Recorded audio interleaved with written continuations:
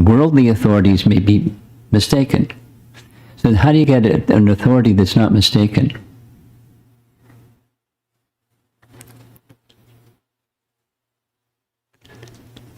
Do you like Bhagavad Gita? A little bit? A little bit. You like Bhagavad Gita? You're smiling, so I caught you. A little bit. A little bit. How many chapters are there in Bhagavad Gita? Okay, very good. You've got one quiz question down. Now, another quiz question is, in chapter 10 of Bhagavad Gita, what's the title of chapter 10 of Bhagavad Gita? He wants you to do something. You bring the garland. He's on the hot seat right now.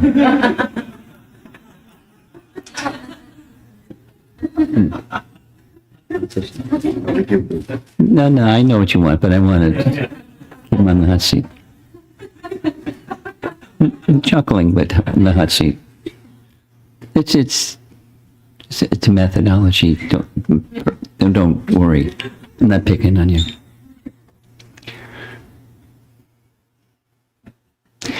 In chapter 10 of Bhagavad Gita, Krishna begins the chapter by saying, "Nobody knows me." So if you want to know that which existed before you existed, it's not knowable by your senses or by inference. You can say perhaps maybe, but you can never know perhaps maybe.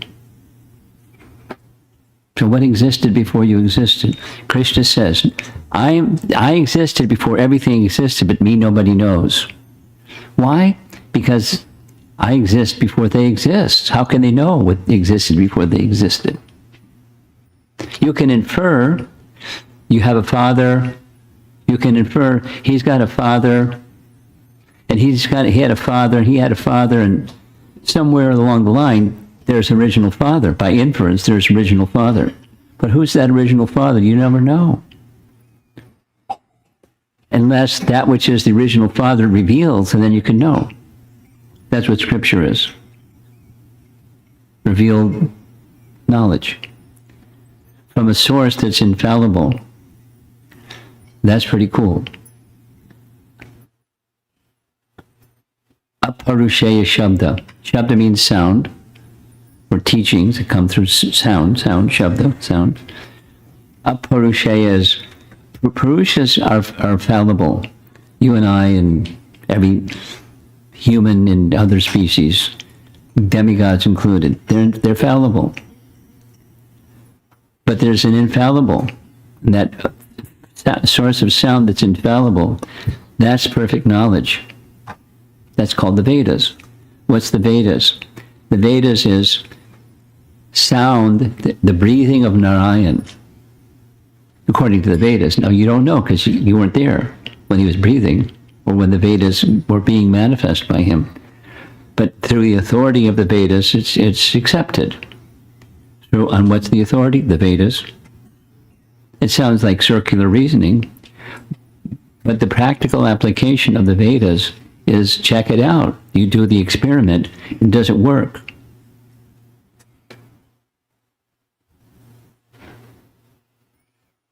It's like physics or chemistry. I knew more chemistry than physics, but the same principle applies. You add this plus that, you get your compound. And do it again, and do it again, and do it again. So this plus that equals a compound. Hydrogen plus oxygen equals water. You can put it and go into a lab and take hydrogen gas and oxygen gas and mix them, and voila. It's verifiable through practical experience. Similarly, the Vedic wisdom is verifiable. It's not just wishful thinking. It's verifiable. Now, is it possible? The answer to this question is yes. Is it possible to know that which is beyond your senses and beyond your reasoning capacity? Yes.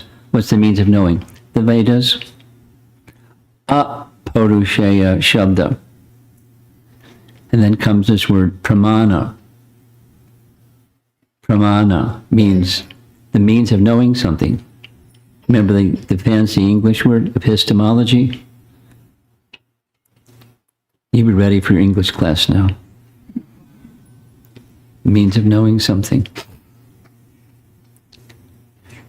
I hope you don't mind I'm putting your son on the hot seat. It's okay? It's okay. It's okay. Your permission. Dad said it's okay.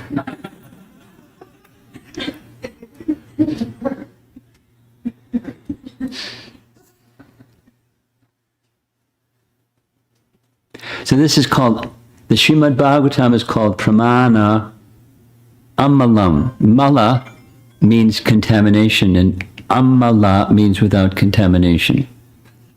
Is pure.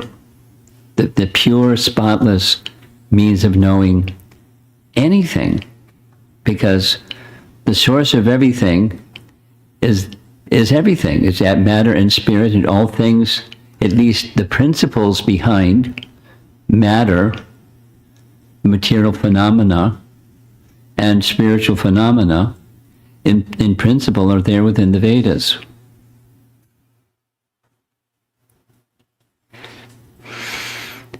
There are portions of the Vedas that deal with all kinds of fields, medicine, physics, you name it, cosmology, the structure of the universe, everything.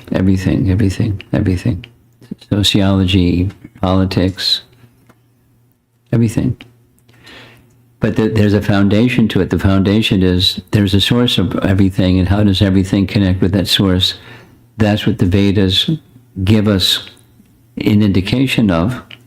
And so this Srimad Bhagavatam is described as being Pramana Amalam, the spotless means of knowing, especially knowing that which is the source of everything, or knowing the supreme absolute truth. We were discussing this morning in our Bhagavatam class about the absolute truth. A little bit. Reality beyond, distinct from illusion.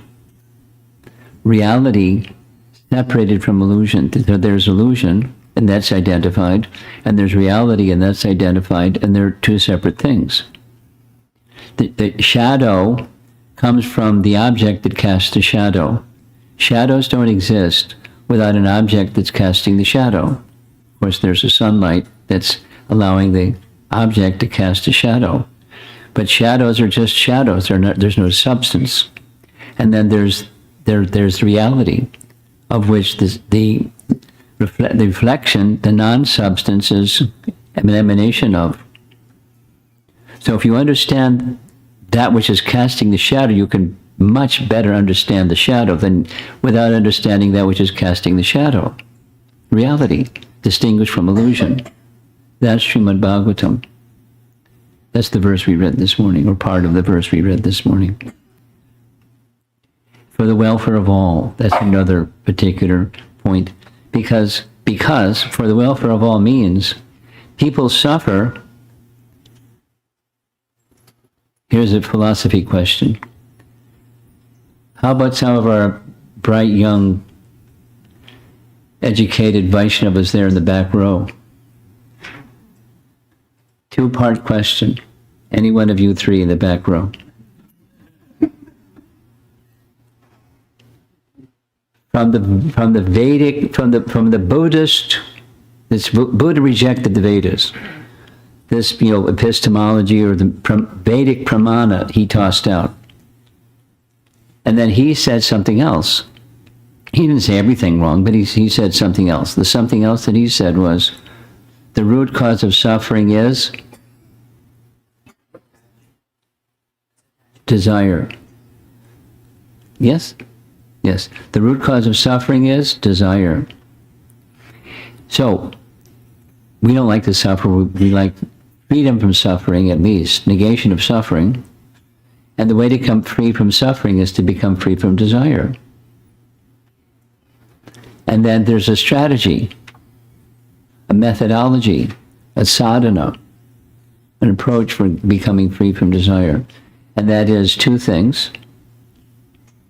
Two things. We do the same two things. We just label it differently. One, be in the mode of goodness. Starting with nonviolence. I mean, it's one of the starting points for Buddhism. Ahimsa. Don't harm others. Cleanliness, charity, truthfulness, etc. Mode of goodness. Frame your life in the mode of goodness, because that's hard to come by these days, and you frame your life in the mode of goodness. And what goes inside that space? Mindfulness. Because you like music, not just you three, but there are young people like music. I just listened yesterday, I listened to a recording of Janavi Harrison singing Be Here Now. You know what that is, Be Here Now? You heard that phrase? It's a phrase for impersonalists. It's a phrase for Buddhists. It's a name of a book, for your information. It's the name of a book of a former Harvard professor named Richard Alpert that became an impersonalist, Bhagavatam Das, and he wrote a book, Be Here Now.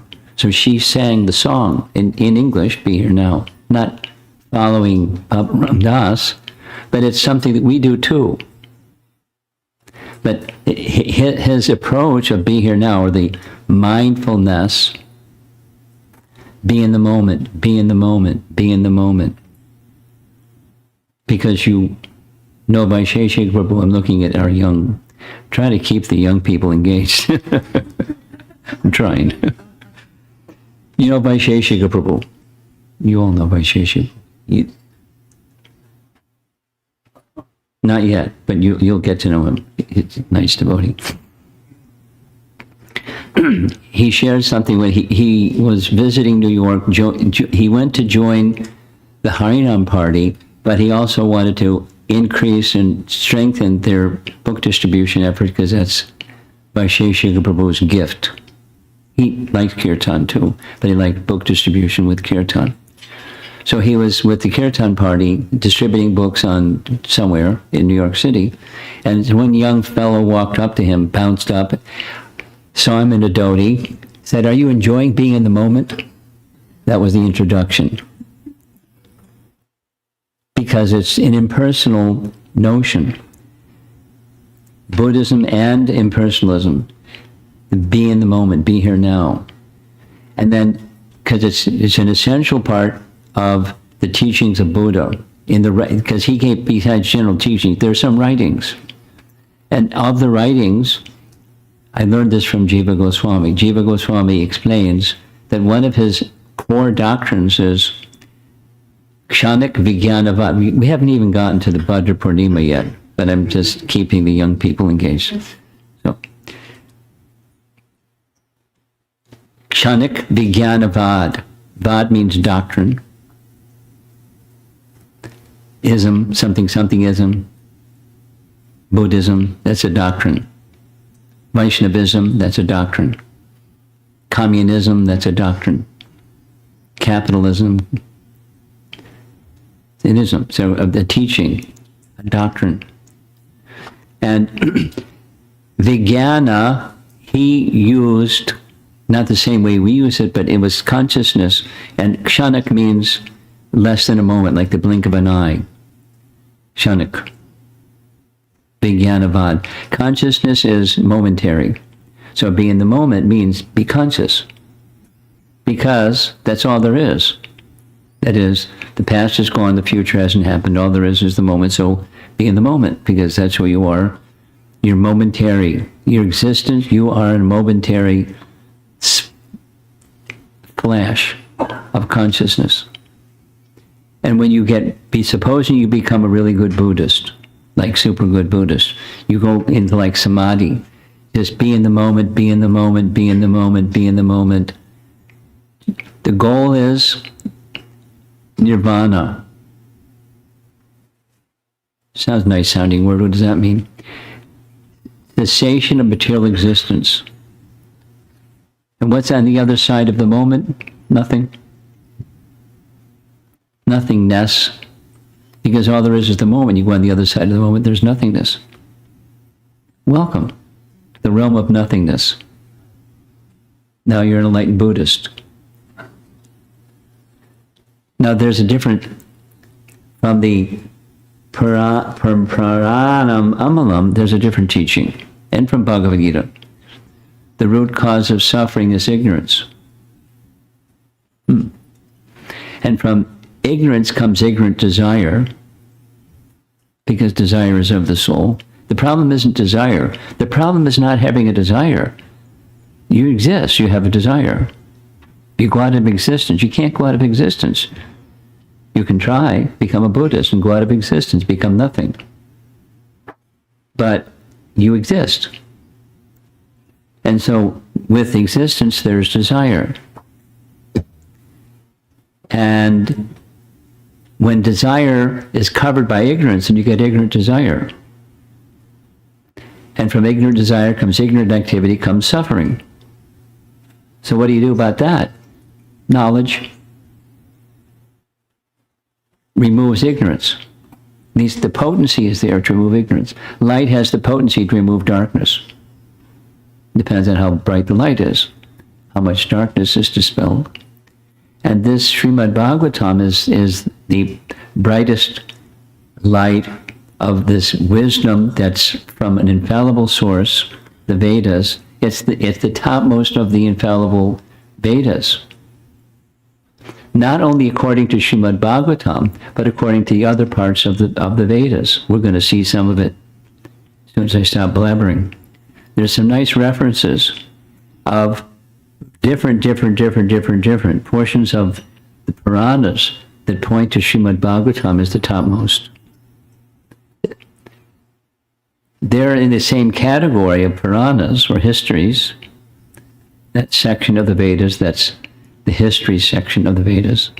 But they point to Srimad Bhagavatam. And there's many nice things to say. Even in Rig Veda, there's reference to features of what we find in Srimad Bhagavatam, in the Shruti section of the Vedas. But that's another topic. So we just finished Janmashtami. The Ashtami is on the 8th day of the waning moon. Correct? Because before the waning moon is the full moon. Then the 8th day of the waning moon, the Ashtami, that's Janmashtami. In the next month, the month of Shravan is the prior full moon, and this is now the phase of the moon called the Bhadra. This month is the month of Bhadra. And it becomes Bhadra Purnima. On September 17th, we have a way to go. So we're warming up for Bhadra Purnima.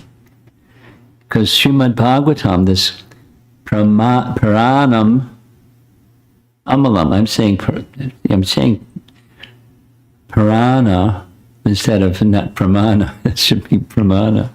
Anyway, here we go. Here's the reference from the Srimad Bhagavatam 12.13.18. If on the full moon day of the month of Bhadra, one places Srimad Bhagavatam on a golden throne and gives it as a gift, he, the giver, not that it doesn't say what happens to the recipient of the gift, that's another thing, but you give this gift, you, the giver, will attain the supreme transcendental destination. So we're going to end this up by saying, is that a hyperbole? Is that an exaggeration? It's like, really? Really? We had a little discussion, your question this morning.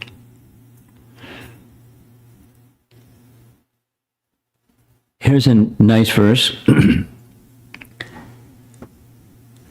This is from Srinath Chakravarti, his commentary on Srimad Bhagavatam. No, excuse me, his biography of the life of Chaitanya Mahaprabhu, Chaitanya Mata Manjusha. the ways of worship of the son of King of Rajadam, or Sri Nanda Maharaj, the son of, may be various, but the one which was conceived by the circle of damsels of Brajabhumi is unsurpassable by any other devotee. The gopis are the best. Srimad Bhagavatam Purana is the unalloyed guidance for this purpose of approaching the worshipful Lord. Unalloyed guidance for this purpose, to come to that topmost stage. Now, some other references just to appreciate Srimad Bhagavatam. We're going to be, when I come back after this visit to St. Louis, you're going to be hearing a whole lot Srimad Bhagavatam Ki Jai. So get used to it. Here's that verse, and another verse from Padma Purana, similar to a verse in Srimad Bhagavatam.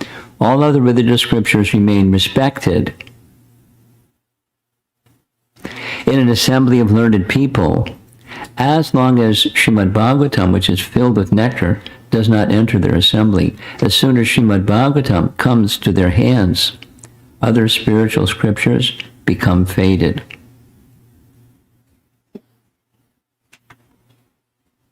It's topmost.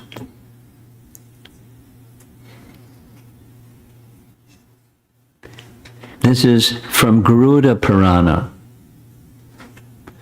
quoted from Hari Bhakti Vilas. The meaning of the Vedanta Sutra is present in Srimad Bhagavatam. The full purport of the Mahabharata is also there. The commentary of the Brahma Gayatri is also there. And this is not the Bhagavatam saying, raising his arms. This is Garuda Purana saying about the Bhagavatam. Srimad Bhagavatam is the Supreme Personality of Godhead in his incarnation as Vyasadeva. There are 12 cantos, in case you're not sure what we're speaking about. 12 cantos, 335 chapters, and 18,000 verses. That one has all these characteristics. Pretty special, huh? Here's Matsya Purana, wherein the supreme Dharma is elaborated upon on the foundation of Gayatri, and where the killing of Vritrasura demon is mentioned, is known by the name Srimad Bhagavatam. One who, on the full moon day, gives away in charity Srimad Bhagavatam, establishing it on a golden throne, will attain the highest destination. Srimad Bhagavatam is full of 18,000 verses. Again, that one. Known with these verses and chapters and the story of Vritrasura. And there's others. We'll wait for other evenings when we visit. You get panorama. Here's something that Srila Prabhupada wrote, and we're going to go then to Bhaktisiddhanta. Srimad Bhagavatam, this is purport to 2.8.2 Bhagavatam.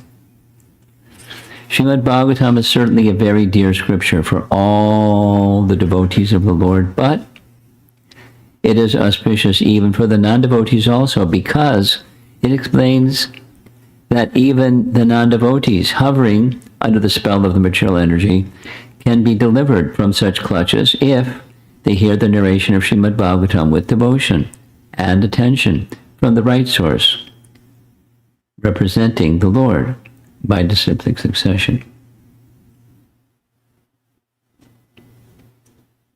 Bhaktisiddhanta, one of his, it's not his own specific writing, but it's from his writings, gathered on the topic of the Bhagavatam. The title of that book in English is No Other Book Like the Bhagavat. Even if all the books of the world were burned, there would be no harm, provided one treatise was left, Srimad Bhagavatam. Even if thousands of learning centers were to be abolished, there would be no feeling of inconvenience, provided the reading and teaching of the Srimad Bhagavatam continued. Now he's going extreme, but it's to paint a picture. There are no other books in the world like Srimad Bhagavatam. This is not mere tittle-tattle or an exaggerated homage. If one reflects on it as a truly impartial judge, one will realize that there has not been, nor will there ever be, a book like the Bhagavatam, Sri Chaitanya's teachings. Now, you may know about this book. This, you probably may not know the title of it, but before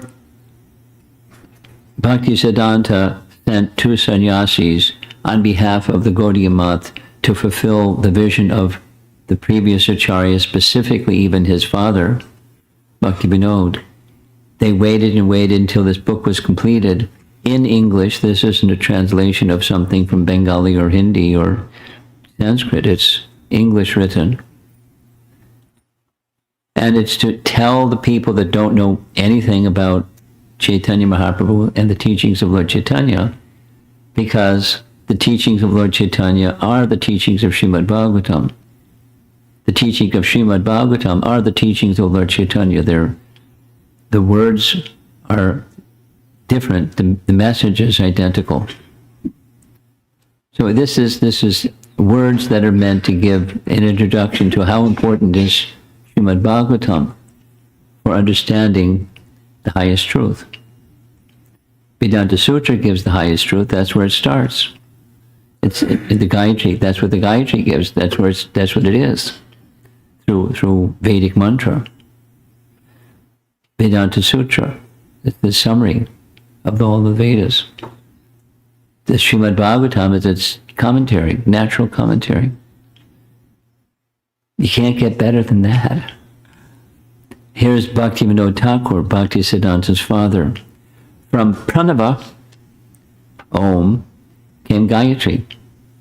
From Gayatri came the Vedas. From the Vedas came the Brahma Sutra. And from the Brahma Sutra came the Srimad Bhagavatam, which has brightly risen like Sachit Ananda sun. Those who have eyes should see, those who have ears should hear, and those who have minds should meditate on the topics of Srimad Bhagavatam. This is an introduction to one of his 100 books, Krishna Samhita. One of our predecessor acharyas, Sanatana Goswami, this isn't something he said, it's something about his life. He was born in a Saraswat Brahmin family. There's history of how he got to North India, but there's, besides the history of how he got there, he was born in the northern part of India in Ramakeli. When Sri Sanatan was young, a Brahmin appeared to him in a dream and blissfully gave him Srimad Bhagavatam when he woke up. He was perturbed. It was just a dream. Then, later that morning, the same Brahmana came and gave him the Srimad Bhagavatam. Prophetic, huh? When he obtained the Bhagavatam, Sanatana became ecstatic and merged into the ocean of prema. After this incident took place, Sanatana began reading Srimad Bhagavatam daily. How'd you like to have such a dream? And then comes the Bhagavatam. Well, it may not happen, but you can, in your mind, dream, and then you can get a Bhagavatam. Just like that. Just like that. Just like that. Or somebody else, maybe they have a dream and you give them a Bhagavatam. Just like that. Later, Sri Chaitanya Mahaprabhu gave personal instruction to Sanatana about the essence of Srimad Bhagavatam. Based on those instructions, Sanatana compiled Dig Darshani Tika, a commentary on Hari Bhakti Vilas, Vaishnava Toshani, and Brihad Bhagavatamrita. All of those books mentioned, Dig Darshani Tika, and commentary on Hari Bhakti Vilas, and Vaishnava Toshini, and Brihad Bhagavatamrita. They're commentaries on Srimad Bhagavatam. That means it's just a different lens to look at the same topic, which was his life and soul from childhood.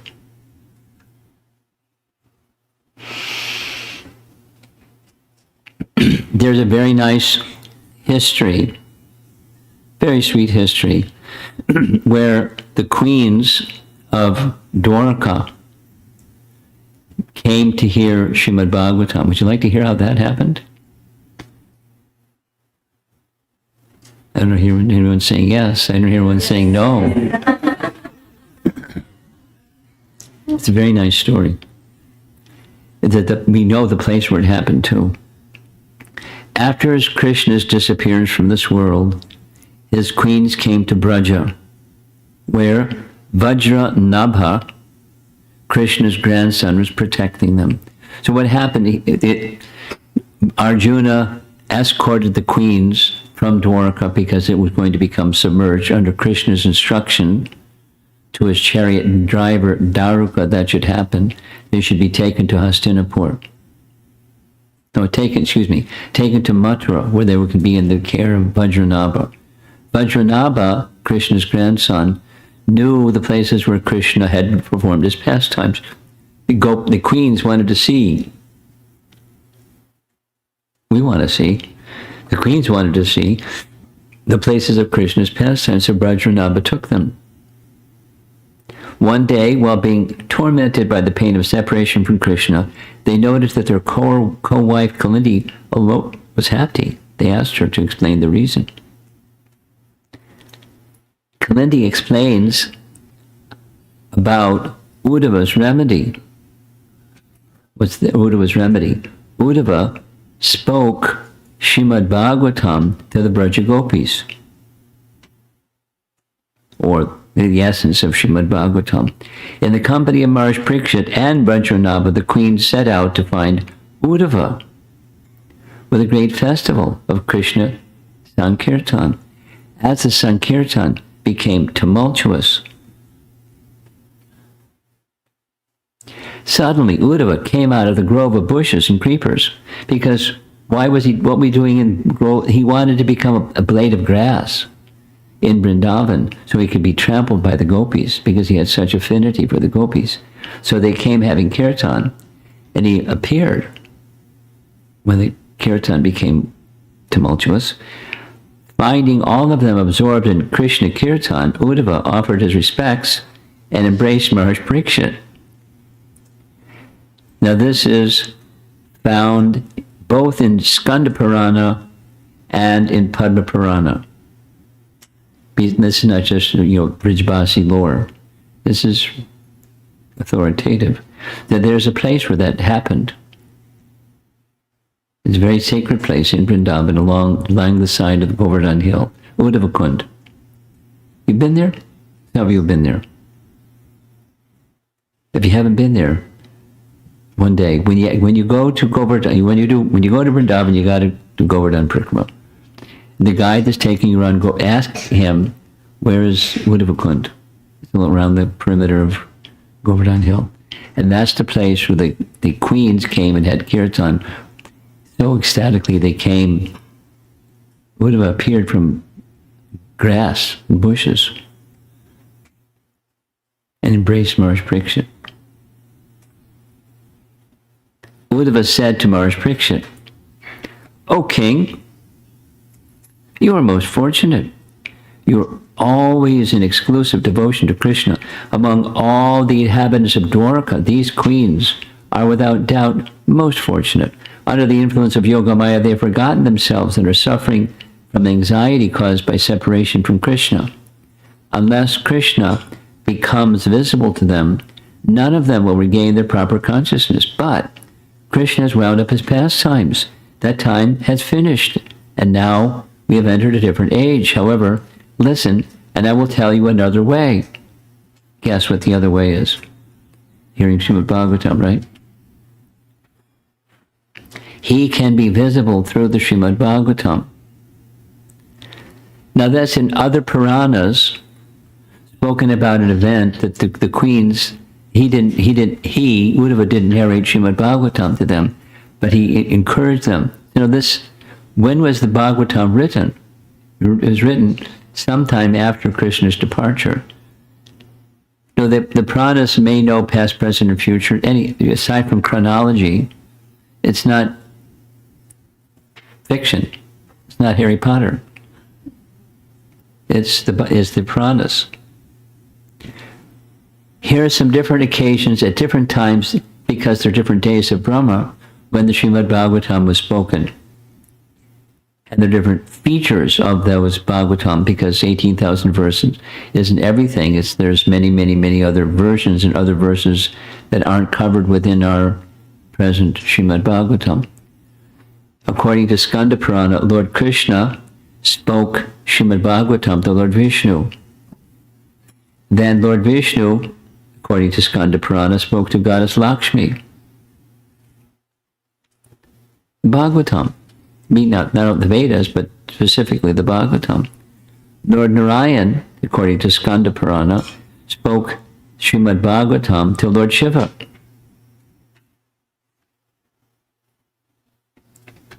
And then Lord Narayan spoke to Lord Brahma. That's referenced in different places, 3rd canto, 12th canto, and then a very, very special place, the Chatur Shloki verses of the Bhagavatam. So this set of Srimad Bhagavatams over here, you can take your little notes and find those verses if you want, but there's the verses.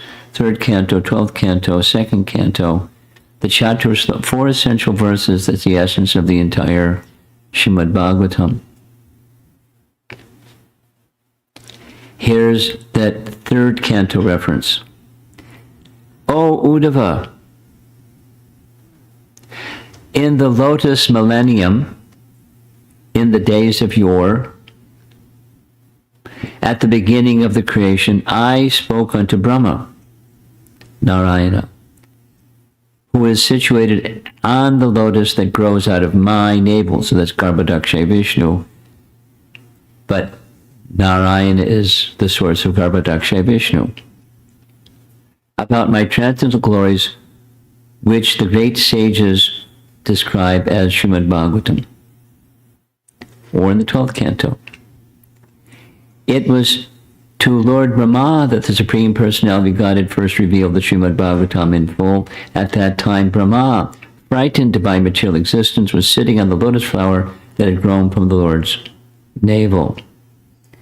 Now, it's not necessarily that this is describing the same day of Brahma. I'm repeating this probably another time before we're done.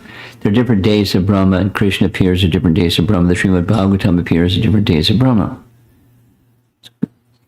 So just allow for it maybe different days.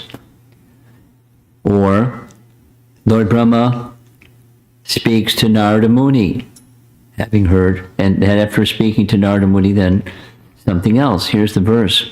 O Narada, right from Bhagavatam, Canto 2, Chapter 7. The science of God, Srimad Bhagavatam, was spoken to me. Who is the to me that's being referred to? Vyas. In summary, by the Supreme Personality of Godhead was spoken as the accumulation of his diverse potencies. Please expand this science yourself. Excuse me, Lord Brahma speaking to Narada. Then Narada spoke it to Vyas. That was the next. Here's the reference. In succession, O king, the great sage Narada instructed Srimad Bhagavatam unto the unlimitedly powerful Vyasadeva, who meditated in devotional service upon the Supreme Personality of Godhead, the Absolute Truth, on the banks of the river Saraswati. We're going to visit that place. Woo, woo, woo. It's called Vyas Guha, the cave of Vyas, where he sat and wrote the Srimad Bhagavatam. I don't know how we're going to fit all the people into that little cave. I've seen photographs of the cave, but it's exactly a cave. I hope no one gets claustrophobic and has a panic attack. But it's just the place. Vyas heard from Narada, Narada heard from Brahma. And then he wrote Srimad Bhagavatam about Krishna. Of course, there's the other version, what we know from first canto, that Vyas received from Narada, Brahma, Narada, Vyas, from Brahma, the personality of Godhead, Krishna. Then Vyas taught Shukadeva. Here's the verse from the Bhagavatam. The great sage Vyasadeva, after compiling the Srimad Bhagavatam and revising it, taught it to his own son, Sri Shukadeva Goswami, who was already engaged in self-realization. And then, again, second canto, at the end of Dwapara Yuga, I study this great supplement, this Shuka. I study this great supplement of Vedic literature named Srimad Bhagavatam, which is equal to all the Vedas from my father, Sri Dvaipayana Vyas. Then, of course, Shukadeva instructed the same to Maharaj Parikshit. Here, first canto, chapter 3, verse 42. Shukadeva Goswami, the son of Vyasadeva, in his turn, delivered the Bhagavatam to the great Emperor Maharaj Parikshit, who sat surrounded by sages on the bank of the Ganges awaiting death without taking food or drink for 7 days. We fasted for 1 day. A lot of people that didn't also, but that's okay. 7 days. And then Maharaj Parikshit when Shukadeva Goswami finished speaking Srimad Bhagavatam to Maharaj Parikshit, there was some time left before the snake bird came. So Uttara, the mother of Maharaj Parikshit, came and said, "My dear son, could you summarize? I couldn't understand everything." And Maharaj Parikshit said, "Mom, this is not the best time to ask such a question. Because you're mom, I'll give you a summary." And the summary became Brihat Bhagavatamrita. That's how it begins. There's the reference, 1.1.18.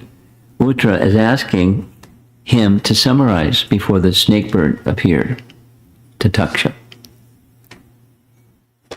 Here's the verse.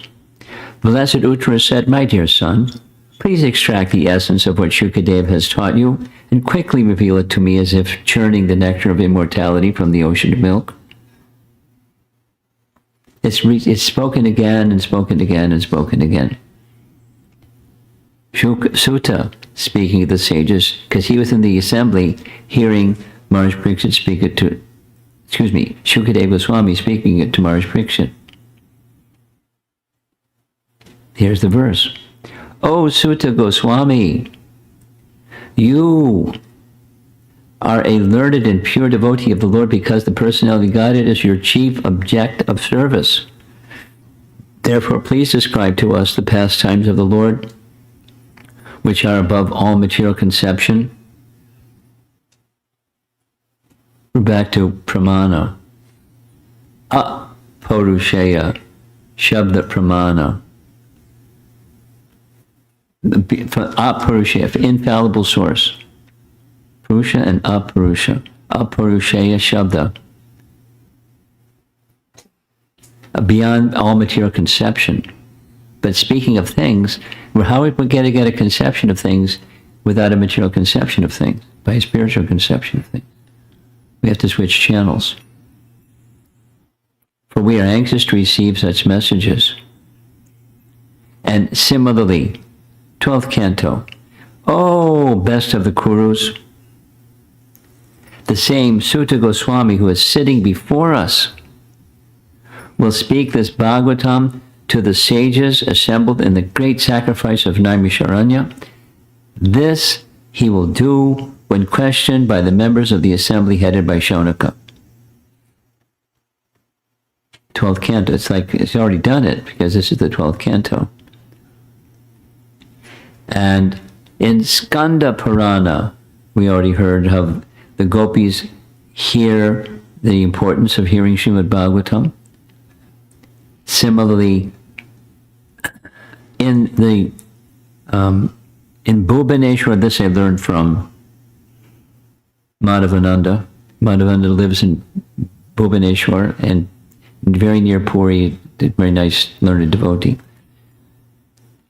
Lord Shiva speaks to Parvati and to Shukadev Goswami.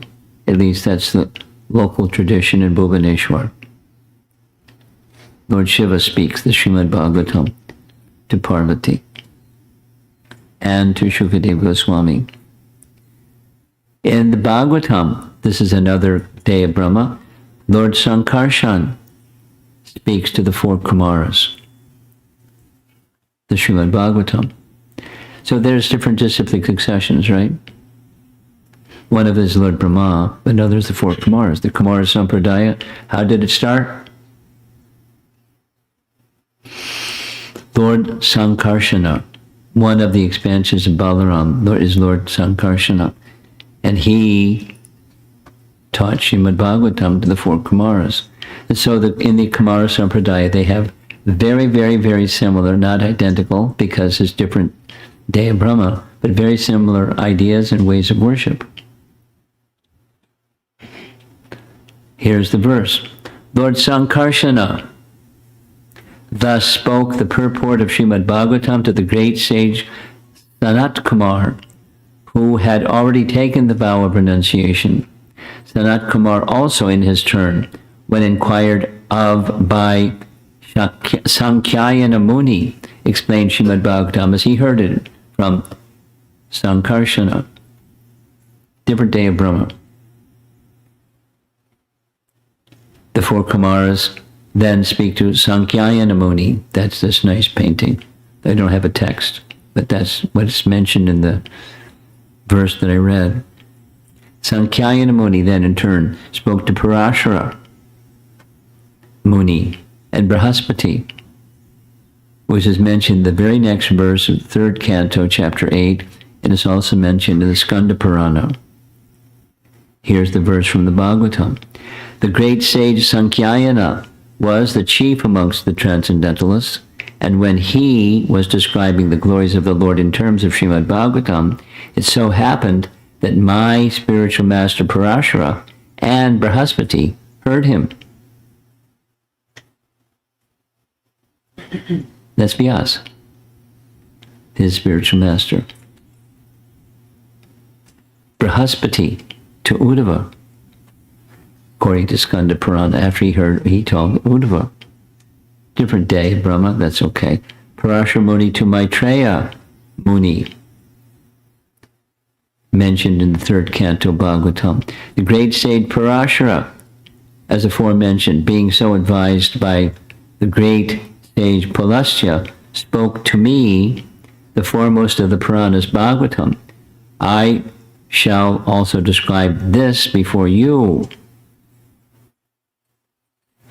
my dear son, in terms of my hearing, because you are always my faithful follower. Maitreya spoke it to Vidura. You get the idea. It's not a new literature. There are different times and different circumstances that it's been noted in different scriptures, certainly in the Bhagavatam, but other scriptures, of how special and how glorious, and somehow or another, Yadrichaya. What does Yadrichaya mean? It means somehow or other. Yeah, causeless mercy. What's the cause of causeless mercy, anyways? There's no cause. It's just, why does the sun shine? Because it shines. That's what suns do. They shine. Merciful people are merciful because they're connected to the Supreme Merciful. Why is the Supreme merciful? Because he's just merciful. You connect to him and you're merciful. And you give light in the place where there's darkness. In this age of Kali, there's too much darkness. Like the verse we spoke about in Bhagavatam class this morning. Reality distinguished from illusion for the benefit of all. And the age of Kali gets darker and darker. the light gets dimmer and dimmer and dimmer. And sinful activity becomes more prolific, profuse, and abundant, and you got to watch out. It's a dangerous time, a dangerous place.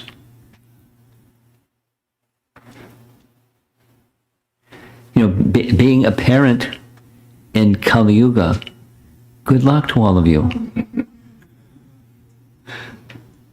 And kids growing up in Kali Yuga, good luck to all of you. You're going to need Srimad Bhagavatam, please. You need Kirtan, and you need Srimad Bhagavatam. Both.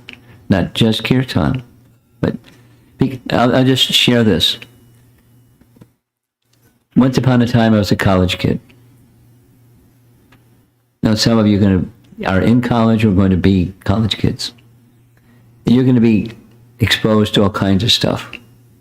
Not just mom and dad stuff, but all kinds of stuff. I mean, in high school and in school, but college is another ratcheting it up a little bit.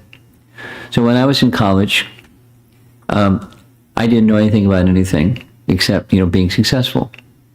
But I didn't really know what being successful was. I just was following the model that you're supposed to follow. And you're doing an okay job at it. But it didn't cut it. And I did, foolish things because I was part of that foolishness of being successful. And along came Baba Ram Das, this Be Here Now guy. And he was a good speaker because he was a Harvard professor. And he left Harvard to go to India to learn about spirituality. And he came back, Baba Ram Das. Richard Albert became an impersonalist yogi or, guy. And how he tested his teacher was he gave him 5 LSD tablets to see what would happen, and nothing happened. So this he's up there. He was a connoisseur of LSD, as was someone who traveled with Srila Prabhupada, Allen Ginsberg. Nothing. Here's 5 more, nothing. So this guy's up there. So I wanted to find out how to get up there. So, and his teacher taught him to chant Hare Krishna. So he went around being the mystical figure in the college circuit, Baba Ram Das. That's how I was introduced to chanting Hare Krishna before I met Hare Krishna devotees in Prabhupada. Be Here Now and the whole thing. In Buddhism and the whole thing and the whole thing. But that was before this total directionless, being successful kind of lifestyle. Then came the spiritual direction of some exploring. So it's Kali Yuga. There's lots of stuff out there that's distraction from reality, distinguished from illusion. And how to stay with reality. You have to want it. You have to want it, sufficiently that you can say no to illusion of its different varieties. So read Srimad Bhagavatam. And it's for the benefit of all devotees, non-devotees. Prabhupada discusses this directly. We'd heard it this morning, even for non-devotees. So people you may know out there in Naperville land or elsewhere. Doesn't matter. The Bhagavatam is all, it's this best source of purity in the age where there's too much impurity. For some people it's too much. Like, soften it up a little bit, please. But it's just pure. It doesn't soften it up. There's histories. I'll end with this. I'm Friday evening. Today's Wednesday. Today's Wednesday.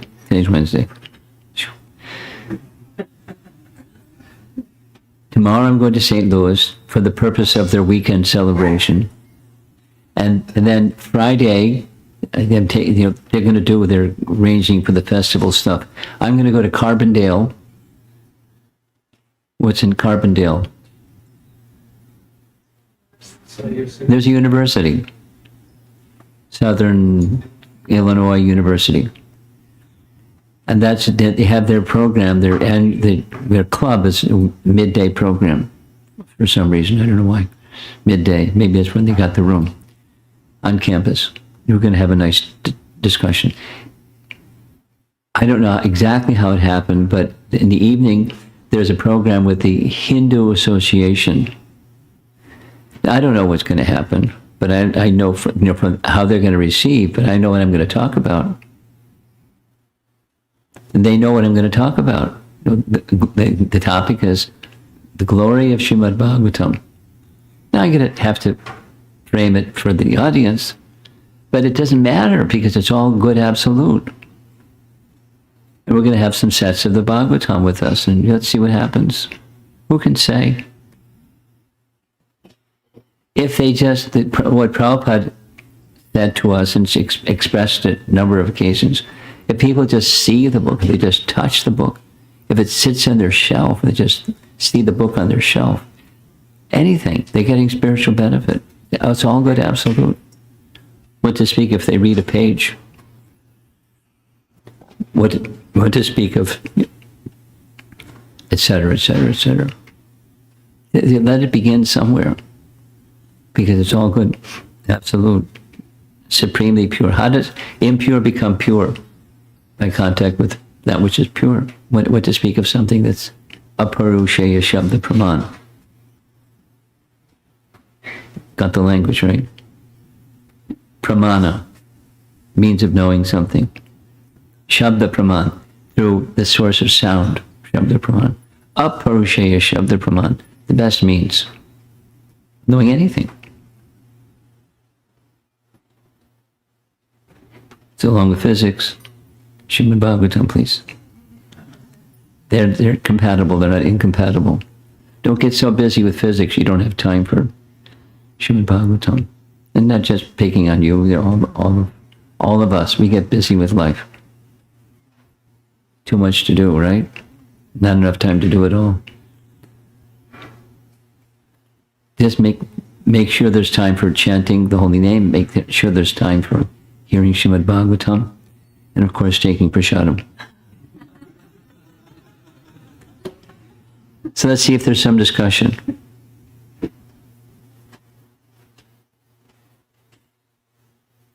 Yes. Go ahead. Hare Krishna. With or without the microphone. Don't worry about it. Within the other meaning of Praman means proof. Yeah, proof, means of knowing something, proof. Pramana, proof. Means of knowing something. Epistemology, those are all synonyms. Proof. I was getting confused here. No, you're not confused. You just have a different term, that's all. But it's also proof. Yeah, I'm going to go for the young people. You're not a young person. Okay, but let me give it to the young man over here, behind you. He's got the mic already. You're next. I promise you. So you said that Buddha's talking about like once you become enlightened, there's like nothing. Yeah, but that's their idea. That's not our idea. Yeah, but isn't like Buddha like an avatar of like Yeah. Krishna? So what's he doing? Saying, chucking the Vedas and saying there's nothing. Yeah. That's your question. Yeah. Yeah. He came at a certain time for a certain purpose. And part of the, let me ask you this. Why creation? Because in creation there's suffering. And some people think the suffering is happiness, but it is suffering. And why? Because people wanted it. So Buddha, why did he chuck it? Because people wanted it. At least to make them clean. Clean, nonviolent, truthful, charitable, mode of goodness. No, the teaching goes down a dark hole that there's no cheese there. But people wanted it. So he gave what people needed, to some degree what they wanted. They're frustrated with the suffering of material existence, so he gave them a means to get directionally free from suffering by living a quality of goodness and numbing themselves, basically. Because they wanted it. Now, let me share something with you. One of the things that I do on a regular basis is I interact with people from China, devotees. And many of the devotees in China previously had some experience with Buddhism. It helped them stay a little bit clean from the contamination of Kali Yuga. They don't really know what Buddhism is. They like being numb a little bit, I guess. So it takes a little bit to help them understand the distinction between numbness and transcendence. But it helped. They have to transition from Buddhism. But it helped them to some degree at least from this total contamination. So that's why. So it's like a stepping stool. It's a procedure. You know, why are there prescriptions in the Vedas for material prosperity? Because it involves people in karma. So why should the Vedas involve people in karma? For a purpose of gradual elevation, because people want the fruits of karma. So it tells them how to get the fruits of karma, but get elevated in the modes of goodness and closer to transcendence. Indirect. Because people wanted it. They wouldn't just surrender to Krishna. Sorry, Charlie. Give me something else. Okay, here's something else. It'll eventually take you to Krishna. That's okay. Let's worry about that later. I want my stuff. My material objects. So here's this object. What's your favorite object? And here's a procedure. It's indirect. Why have indirect? All you need is direct. So why have Buddhism? Because people wanted it. They wanted numb instead of suffering. And it helps. It has helped many people. A little bit cleaner than otherwise. There's a lot to say on that topic another time.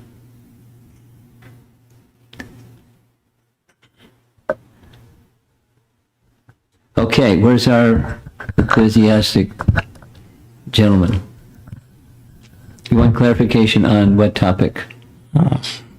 Maharaj, I did not read Bhagavatam, but I read Ramayana and Bharat, but I read some because in childhoods, from 7th class to 12th class, we have in Telugu, Bhagavatam, non-details, Good. that it is directly translated from Vyasa Maharshi to Bhakta Potana, and that is one of the hardest part we passed. So in that actually you told that Yogamaya and Krishna are twins, right? Wait, what's he saying? Krishna and Yogamaya are twins. Are twins. That according to the Bhagavatam, they were born at the same time, twins. But same time, same time, but what happened? Krishna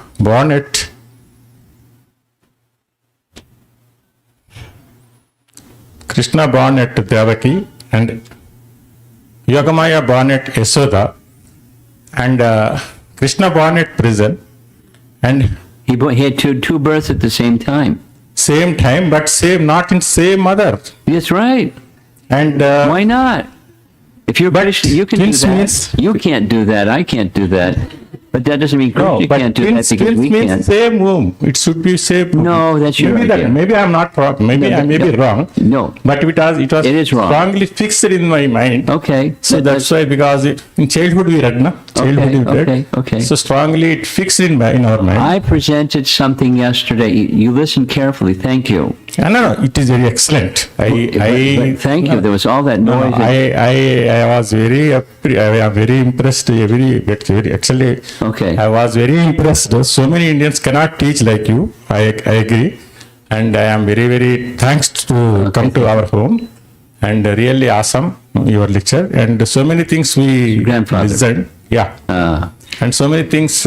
Actually, even He greeted me at the door when I came in. and thank you very much for your nice lecture in Bhagavatam. But So you many wanted things you- clarification on Krishna being born two different Krishnas thank you. from two different wombs. Thank you for giving the microphone back too. So no. I want to answer his question. I didn't answer his question. Shh. I'm going to answer your question.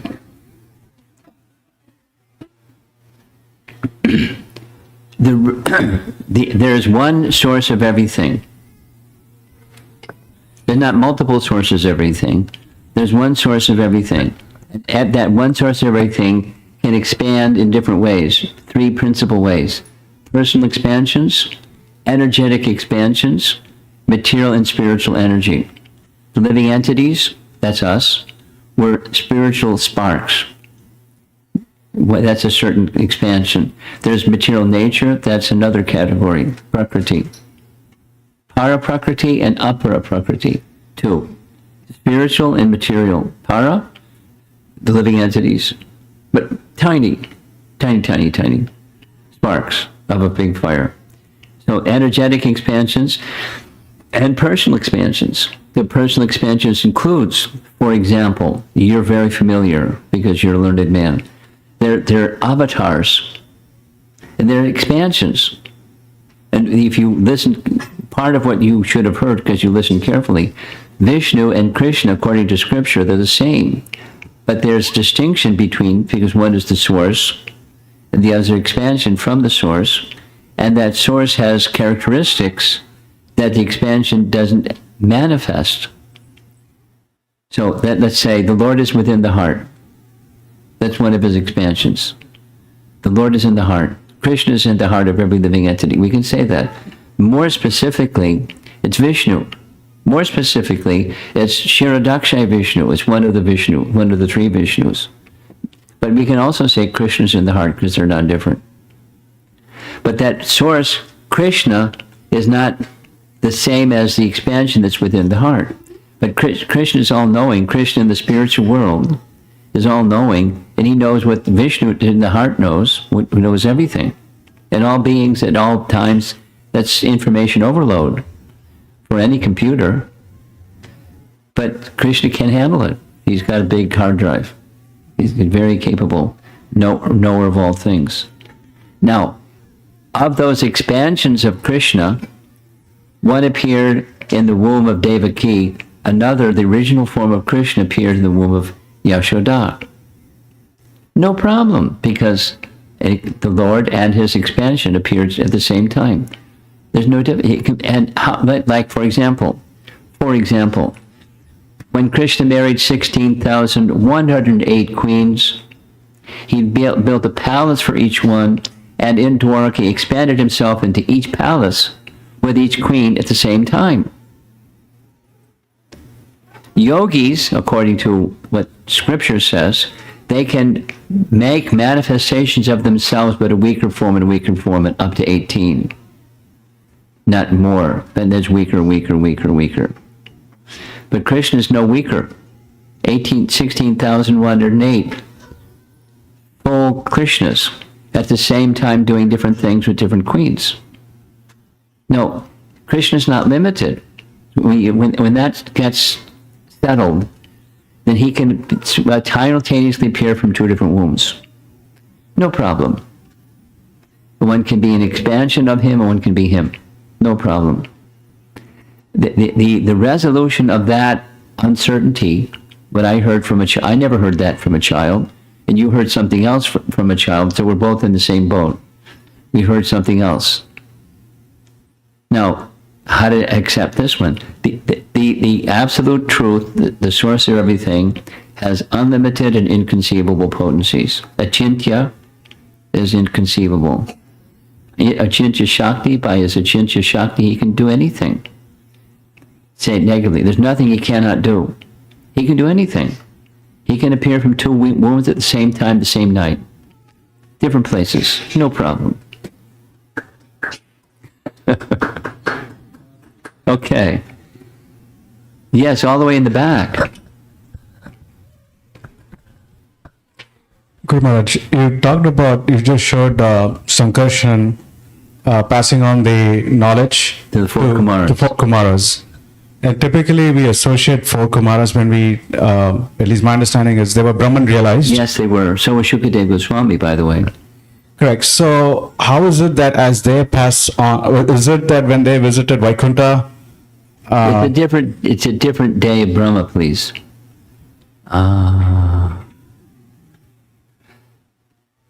Don't mix the two. Okay? That's how. You just hit the reset button, different day of Brahma, and it can be like this during this day and that during that day, and no problem.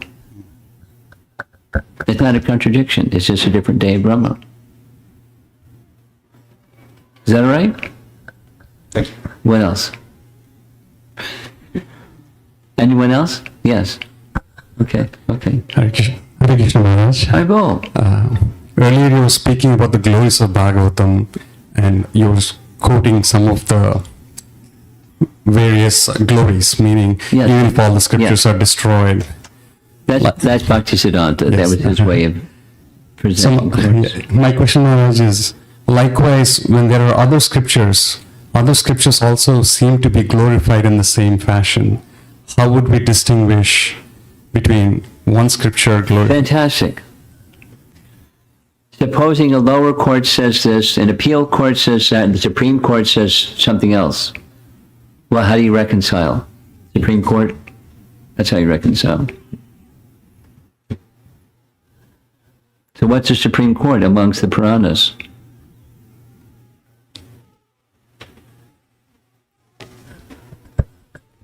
It's really simple. He's got another microphone. Go ahead. Maharaj, you had mentioned that by giving one Srimad Bhagavatam on Bhadra Purnima Day, one attains the abode of the Supreme Lord. And on Janmashtami Day, Govinda Mohini Mataji and her small Gujarati family, they decided to give 50 Bhagavatam sets. On 50, 50. yes. Where's Govinda Mohini?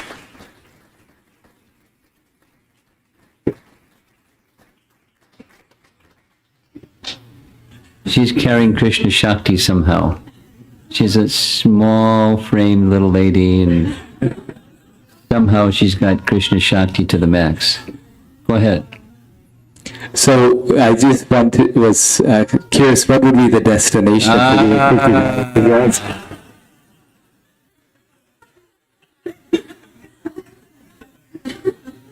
For Govinda Mohini? Or for the people that received it? Well, Or both? well, we want everyone to do 50. So what would be the 50 for your?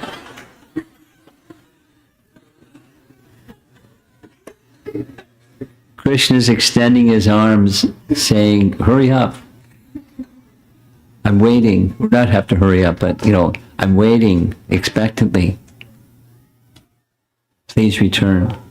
It's a little bit like, there's no explicit answer to that question that I'm aware of,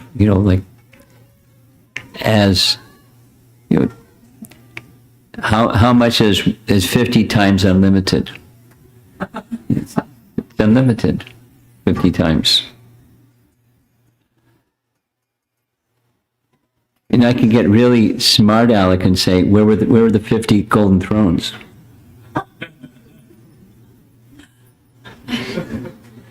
I sent a message to Vaishesha Prabhu, which he hasn't answered me yet. I don't know why. He's busy, I guess. How do you explain when people ask, what about the golden throne part of that special Bhagavatam verse? What is it? Is it a eulogy? Is it metaphorical? Is it explicit? What does it mean? So I didn't get an answer. I wanted to hear how he answers, because I'm sure there's an answer. The general sense I have is it means with respect. Not necessarily literally, but with respect, on a golden throne, with great reverence. So, here's another explanation which came in the discussion with Sri Radhika in this morning's class. Proportionate to, there's potency in this verse, and the potency in what's the message of the verse, and proportionate to one's receptivity or one's submission unto the personality of Godhead, that benefit can be received partially or fully, proportionate to one's receiving capacity. Like the prayers of Queen Kunti, where different entities receive the light of the sun, but the sun's not partial. The blind man, the owl, the stone that shows the light of the sun, but is not the fullness of the light of the sun, etc., etc. So the sun is shining, and the Bhagavatam is giving its mercy. And one who can receive the mercy proportionate to one's relationship with or submission unto that source. The potency is there in its fullness.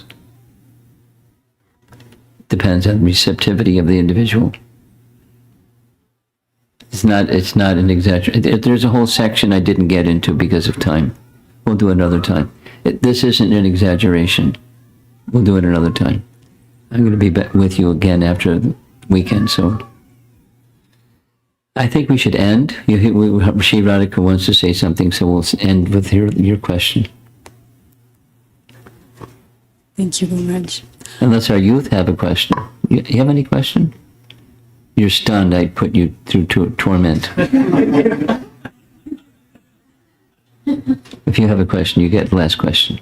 Go ahead. The topic of be here now. Go ahead, try now. On the topic of be here now. Be here now. Yeah.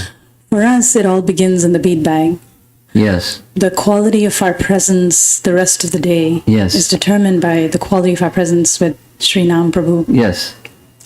And I'm also coming to realize that the reverse is also true. Yes, is also true. So the quality of the presence we have the rest of the day influences, it develops the habit, neural pathways are developed that influence the quality of our presence with our chanting in the morning.